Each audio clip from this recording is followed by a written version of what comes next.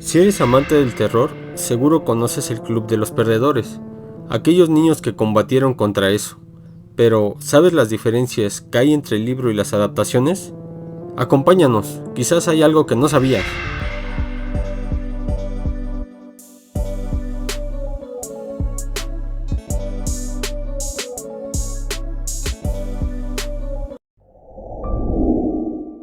Según pienso, lo que estaba aquí antes sigue estando aquí. Lo estuvo aquí en 1957 y 1958. Lo que estuvo aquí en 1920 y 1930, cuando la Liga de la Decencia Blanca incendió el Black Spot.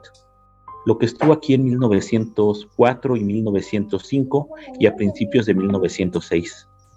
Al menos hasta que estalló la fundición Kitchener.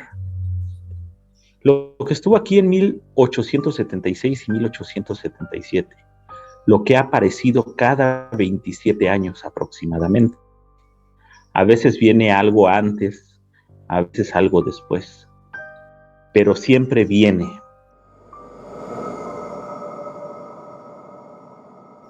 Hola, bienvenidos a la comunidad.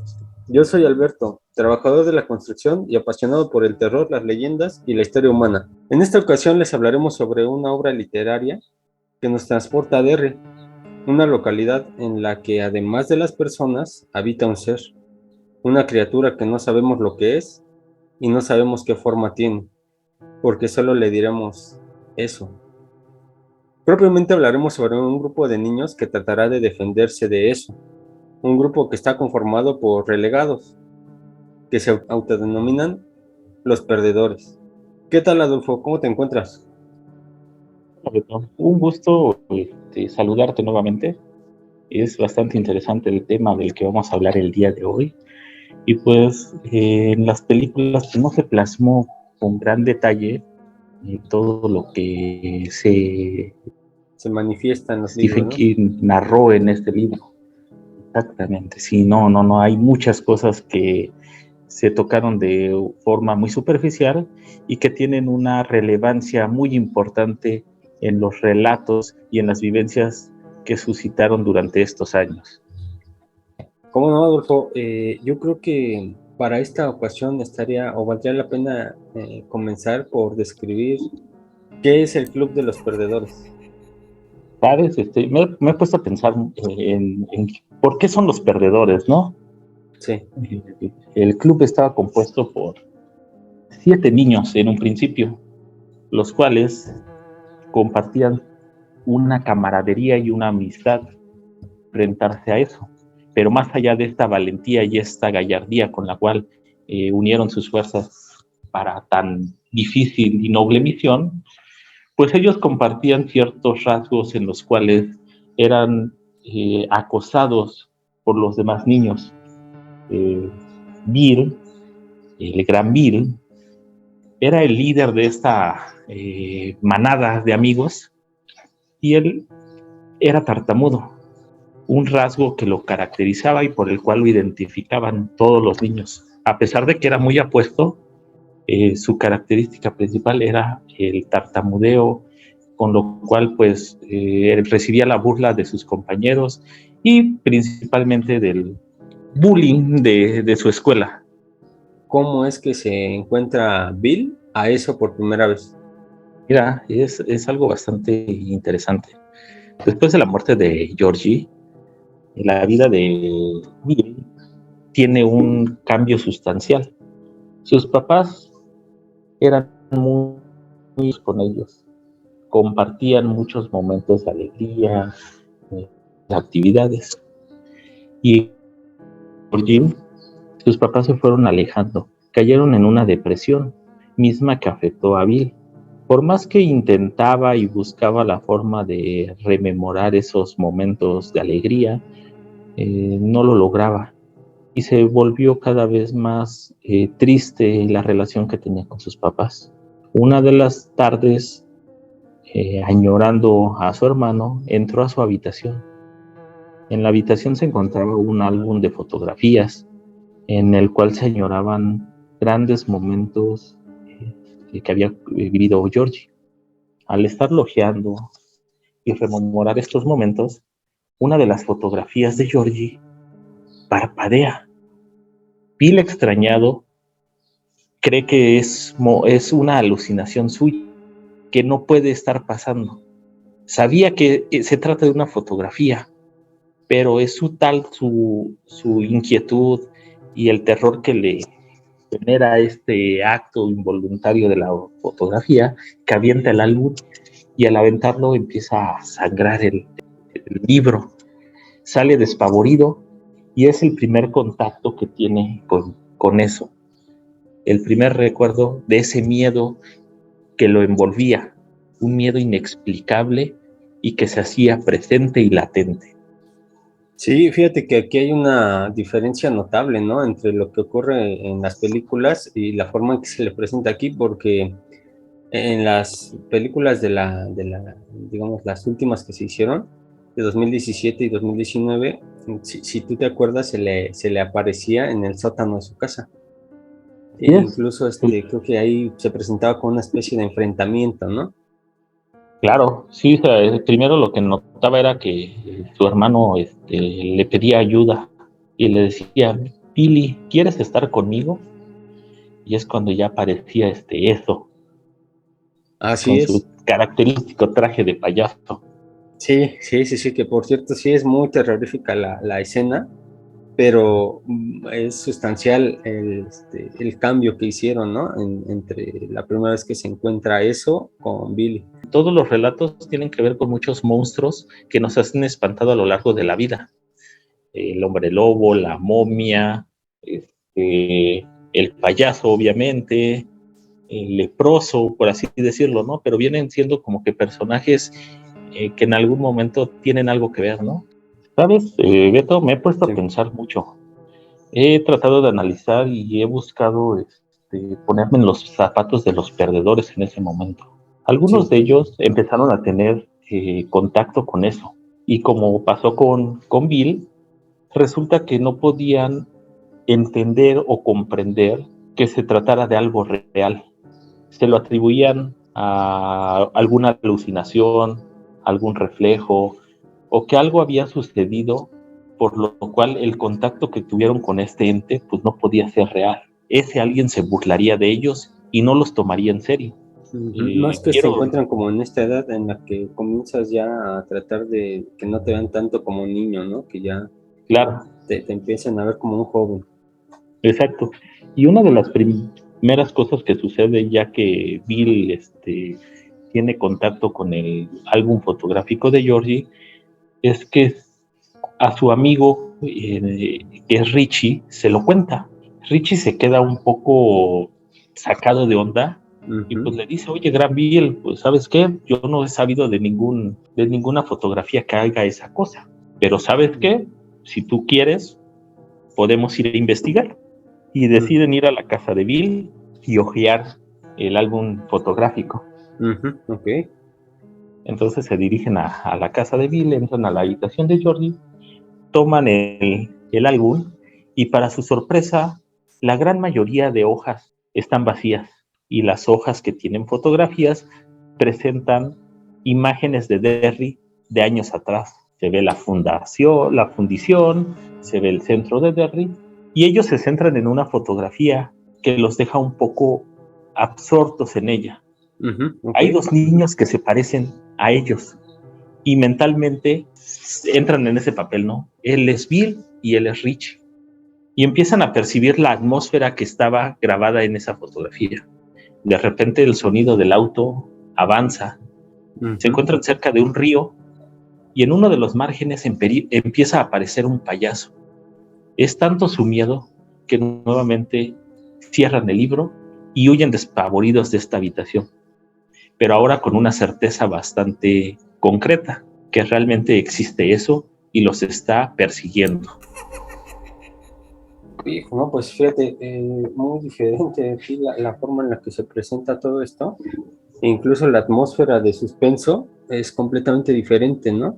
¿Tú por qué crees que eso se manifiesta en forma de payaso? De acuerdo a como se comenta en el libro, resulta que a cada uno de los niños les empieza a aparecer eso como uno de los terrores más comunes, como uno de los terrores que han aparecido en el cine.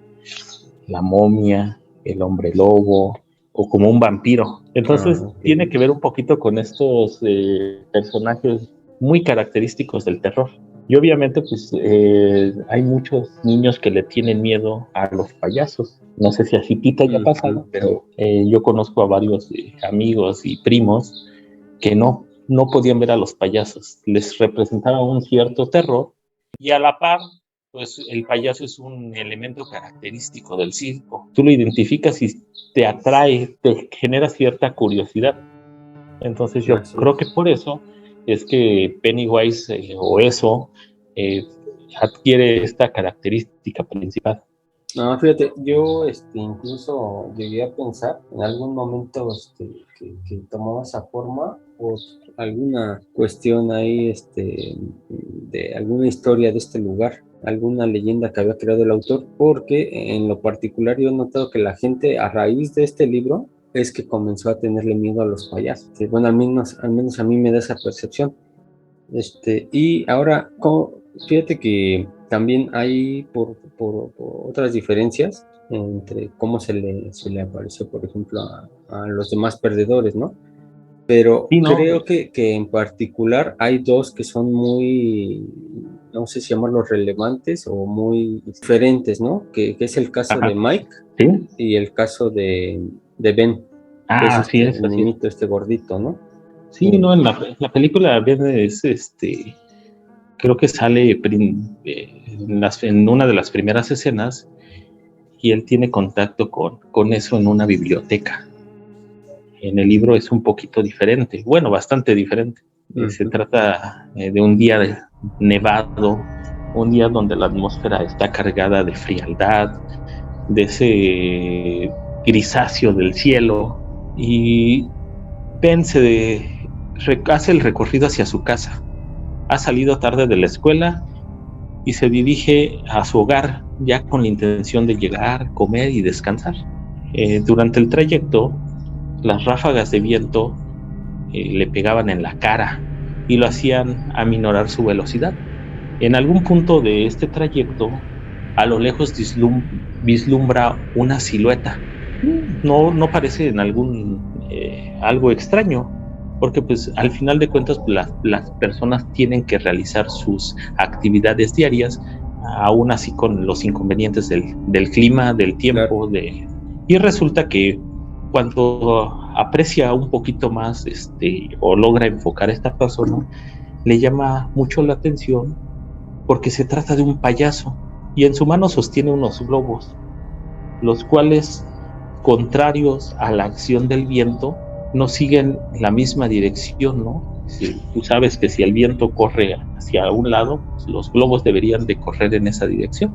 Así es. No, se mantienen contrarios a esa dirección y en ningún momento se ven afectados por el viento, lo cual le causa cierta extrañeza. Sí, al acercarse más, ve que las facciones de la cara del payaso cambian y ya no se trata de un payaso, sino se trata de una momia.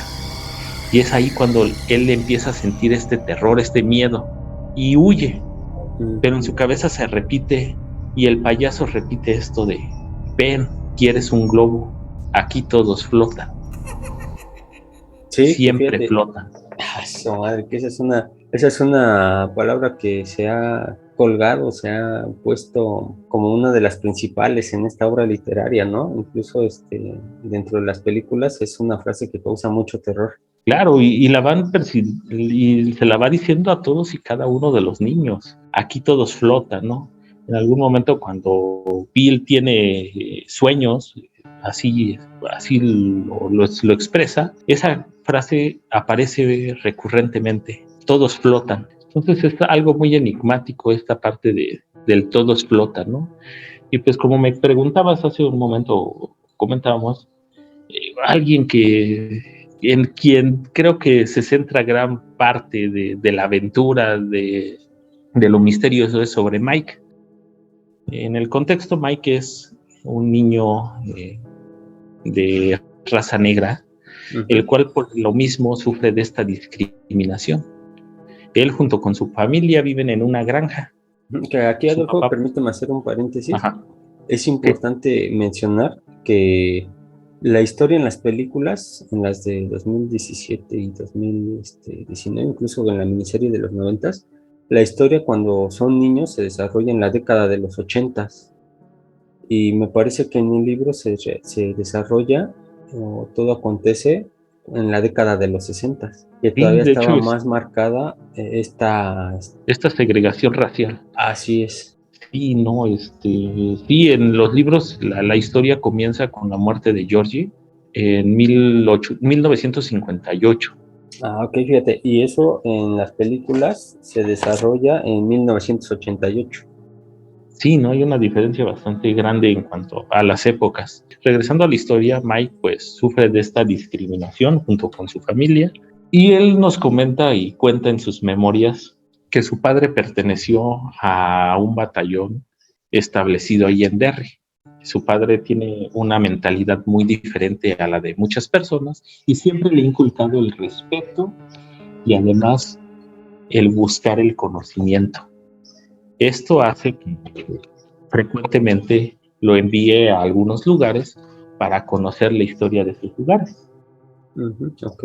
Un lugar fundamental y del que se habla y que creo que en la película no toma tanta relevancia es la fundición Kitchener. En esta fundición había sucedido una tragedia muchos años atrás. En un día de Pascua, al hacer este búsqueda de huevos, las calderas explotaron y dejaron con ello la muerte de 80 y tantos niños, más Que, algunos adultos que se encontraban en la proximidad. ok, que entonces, de acuerdo a lo que tú comentas, ya me imagino un lugar, un parque industrial similar al que, digamos, se encuentra o se encontró en su momento en Monterrey, ¿no? Fundidora de Monterrey. Así es. Ok, ok. Entonces te has de imaginar el fuerte de este accidente, ¿no? Sí, cómo no.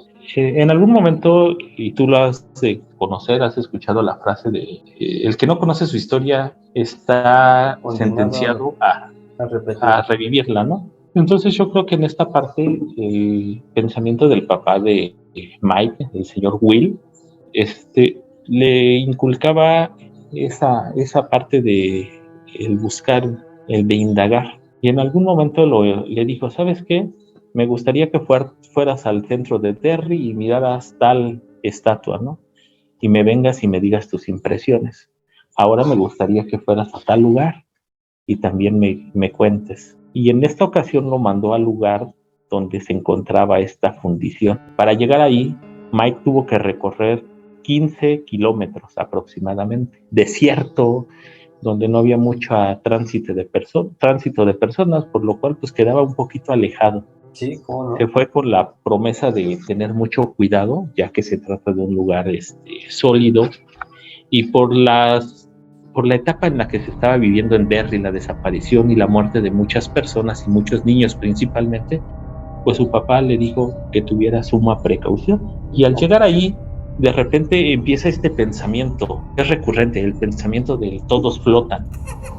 Le viene así como un destello en su mente, lo cual le causa cierta extrañeza del por qué pensar en eso. Y al llegar ahí y estar investigando, de repente nota la presencia de un ave negra, un ave pero inmensa, algo que no físicamente posible. Nota que sus patas son de un anaranjado muy brillante y sus garras son enormes. Y despide un olor insoportable, nauseabundo, lo que le causa cierto miedo, cierto terror, y lo empieza a perseguir, él huye metiéndose en la caldera y aventándole ciertos proyectiles y causándole algo de daño a esta ave, por lo cual emprende la huida en un vuelo, ¿no? Que al batir de las alas desprende cierta suciedad, ¿no? Y hace mucho hincapié en esta suciedad, en esta sensación de asco que le propiciaba el aroma de esta criatura. Fíjate, qué curioso que haya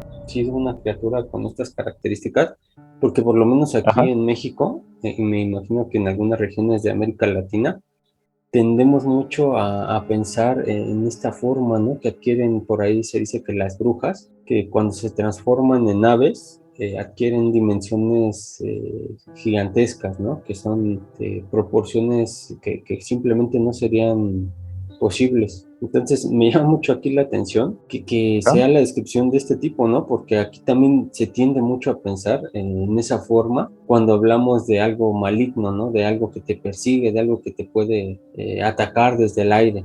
Y no está el terror relacionado a veces con ciertas especies de animales, ¿no? Y una característica muy grande entre todas ellas, o la similitud que hay, es que son aves o animales negros de proporciones muy, muy grandes, algo desproporcionado contra cualquier otro ejemplar, ¿no? Claro, y por ejemplo, en la película, en las últimas, recuerdo que a Mike se le aparece eso en un momento en el que lo envían a dejar algún paquete y va caminando por una calle desolada y en ese momento empieza a escuchar ruidos dentro de una puerta. Entonces empieza a manifestarse cada vez más el ruido hasta que de repente por los bordes de la puerta empiezan a aparecer manos con quemaduras que están tratando de escaparse. Y en ese momento que él fija su atención, pasa ahí un grupo de chicos blancos que casi lo atropellan y en ese momento se abre la puerta y aparece eso. Sí, no, ese es un guiño muy, muy grande al libro. Es una parte de la misma historia de Derry. Como te comentaba, la historia de Derry, el lugar donde se desarrolla esta historia, tiene ciertos momentos de terror, ciertos momentos inexplicables. Y uno de los primeros eventos que fueron documentados es sobre la creación de Derry y se remonta al año de 1740 y tantos, en los cuales todos los colonos que vivían en Derry de momento desaparecieron. No quedó rastro de ninguno de ellos. Existen algunos eventos, como algunas peleas muy sangrientas que llevan a la muerte de muchas personas. Otro de los eventos es esto de la explosión de la fundición, y el otro es el incendio en el, podríamos decirlo como en el bar o en el club, que se denominaba el Black Spot. Este club era una alternativa para los soldados de la base de Derry, pero para los soldados de raza negra. Como lo comentábamos anteriormente, pues había esta segregación racial. No los dejaban convivir con los soldados de raza blanca, y menos si los soldados de raza blanca pues tenían una categoría superior, ¿no? Si eran oficiales, ya no se diga sargentos y demás, ¿no? En un momento de equidad se les concedió tener su propio club, que es el Black Spot, lo cual provocó ciertas miradas, cierto recelo, cierta envidia del club de los oficiales blancos, quienes con algunas artimañas logran convencer a esta otra, no sé, algo similar en Derry ahí como lo que es el Ku Klux Klan. Fíjate, eso nunca te dan a entender que hubiera pasado eso ahí. Ajá. Entonces esta congregación similar al Ku Klux Klan en una noche aparece y habla que la importancia del Black Spot es que, a pesar de que en un inicio fue solo para los personal militar de raza negra, abrió sus puertas para evitar esta segregación que había. Entonces ya iban habitantes del mismo Derry, universitarios y demás personas para pasar un buen rato. Y todo concluye cuando llegan estos personajes de esta secta y empiezan a aventar a través de los cristales de las ventanas antorchas impregnadas de combustible y prendidas. Y se desata un incendio de dimensiones incalculables, en donde pierden la vida más de 80 personas. Y quien logra salvarse es el padre de Mike, y un tiempo después es el quien le cuenta esta historia. Y sale algo muy importante. En cierta parte del relato, ya una vez que se encuentra a salvo, voltea a ver hacia las personas que huyen, las que generaron este incendio, y se queda pensativo y dudoso. Y le dice, ¿sabes qué? Vi algo, pero no creo que haya sido verdad. Mike le insiste y le pregunta, ¿qué fue lo que viste? Vi un ave negra, una ave enorme, llevándose en sus garras a alguien. Caray, no, pues está Sumamente interesante esta parte, ¿eh? Yo no me imaginé que tuviera ese grado de esa diferencia, esa profundidad, porque digamos ahí en la película, pues nada más hacen referencia a que hay personas que se están como quemando, ¿no? Pero nunca me Así es. imaginé que tuviera una historia así de trasfondo. Sí, yo Realmente lo sí. asocié ya a esta parte, ¿no? De la historia que se narra en el libro y Sí, la cómo no. importancia que tiene esa escena de Mike en la película. ¿Cómo no? Y fíjate, ahora que lo dices, era muy evidente que ahora en este hay cierta discriminación por el tipo de raza al que perteneces. En aquel momento, pues era aún mayor, ¿no? Sí, no, es todo un tema muy amplio esto del racismo, ¿no? Y cómo se dio en las distintas etapas. Y tiene que ver mucho con esto, ¿no? El asco, porque no le podemos llamar de otra forma, a esa ignorancia que tenían las personas de sentirse superiores, ¿no? Ellos lo manifestaban con un asco de no poder compartir espacios con alguien que fuera diferente a ellos. Claro, claro. Oye, pero para no salirnos del tema, parece si hablamos un poco sobre el pacto, ¿no? Que realizan los perdedores. Digamos que por ahí en alguna ocasión recuerdo que comentamos algo de que había sido muy diferente el pacto que observamos en las películas, ¿no? Que después de que vencen o logran, digamos, salir avantes del ataque de eso al final de la primera película, ellos hacen este pacto en el que prometen volver a Derry en caso de que fuera necesario para volverse a enfrentar a eso. ¿Sí? Una vez que derrotan a eso, hay un momento de júbilo, un momento de que pudieron lograr las cosas. También este momento llega a un punto de incertidumbre, el no saber qué va a pasar, si vuelve a suceder. Pero ante esto existe esa necesidad de poder sellar de alguna forma esta unión que existe entre los perdedores. Y el momento se da en que llega a un punto muy sexual. Uno de los Ok. perdedores tiene relaciones con Beverly. No es algo tan, no con esta malicia o con este ímpetu sexual de satisfacerse, ¿no? Sino como ese secreto, no podría explicarlo no me vienen las palabras adecuadas, pero para darle la importancia de vida a lo que acaban de hacer. Posteriormente, Stan rompe una botella de Coca-Cola, de refresco, y con uno de los fragmentos se corta la palma de la mano y hace que cada uno de los perdedores también se corte la palma de las manos y unen sus sangres, dejando en pie que si vuelve a aparecer eso, ese pacto de sangre los volverá a llamar para volver a tratar de evitar que eso siga dañando a Derry. No, pues aquí sí es notoriamente diferente la forma en la que se ve el pacto. Yo, desde luego no podían mostrar esto en las salas de cine, sí hubiera sido algo como muy polémico, Sí, no, pero sí me parece muy interesante el cambio, ¿no? Lo que quiso dar a entender aquí el autor y la forma en la que dices, ¿no? O sea, no era tanto meternos en la parte sexual, sino más bien en cuanto a sellar un pacto, ¿no? Una hermandad, digamos, de alguna manera a través de Beverly, ¿no? sí, no, al final de cuentas, si tú te pones a analizar un acto sexual, es un acto de amor, Sí, un sí, acto de claro. compañerismo. Entonces yo creo que por esa parte se da esto, ¿no? La naturaleza del acto que llevan todos ellos. No, pues muy interesante todo esto.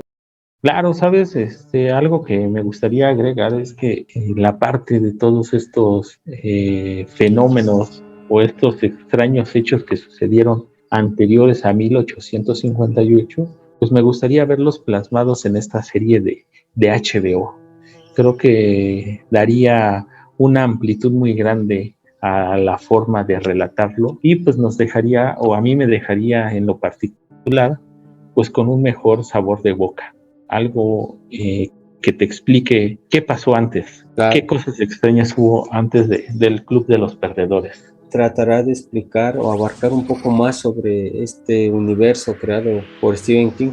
Y no, en esa parte de la serie me gustaría que quedaran plasmados estos hechos, ¿no? Como lo del Black Spot o lo de la fundición, porque fueron actos propiciados por eso, ¿no? Y me gustaría ver cómo lo manejan, cuál es la dinámica que le dan en el desarrollo de la historia. Claro, porque por el momento nada más se sabe que se va a desarrollar en la década de los 60, que ya está la producción activa, que va para adelante, pero no se han dado detalles, no se sabe que quieren explicar un poco más sobre el origen de eso, porque hay una parte en las películas que nos habla sobre cómo es el origen de eso. Y que creo que sí da pie a un desarrollo todavía más amplio, ¿no? En este momento pues hemos tocado algo muy, muy pequeño, ¿no? Hay una amplitud de eventos en la narrativa de esta historia.